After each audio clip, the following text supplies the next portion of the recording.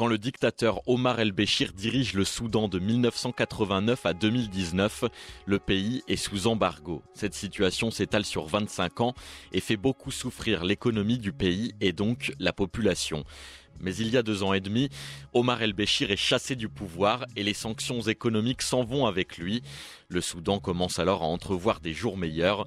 Roland Marchal est sociologue et spécialiste de l'Afrique de l'Est. Il y a quand même eu un certain nombre de progrès faits. Alors est-ce que dans le quotidien, les Soudanais s'en rendent compte? On peut le discuter. Il y a eu l'unification des taux de change de la monnaie soudanaise. Il y a une inflation qui a tendance à diminuer, pas encore assez. Il y a une normalisation avec la communauté internationale qui permet l'arrivée de nouveaux financements et d'argent frais pour l'État soudanais.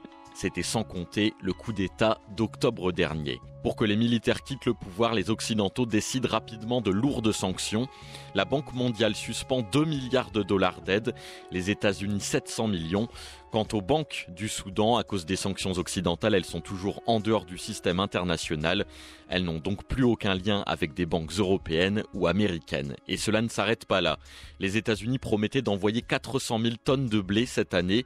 Mais face au coup d'État, les États-Unis sont revenus sur leurs paroles. Le résultat ne s'est pas fait attendre. En quelques mois, l'État soudanais a perdu 40% de ses recettes. Et sans surprise, il réduit donc ses aides.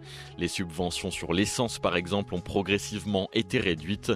Le litre d'essence coûte 1,40 € aujourd'hui. Il était 2 fois moins élevé avant le putsch. De nombreuses entreprises sont par ailleurs obligées de licencier.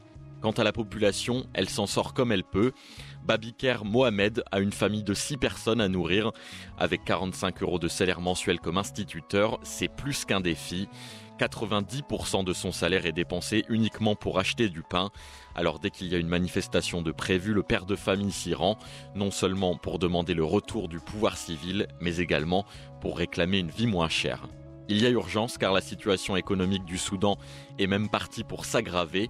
Le pays a peu de réserves de devises et selon certains économistes, l'inflation pourrait grimper à 500%.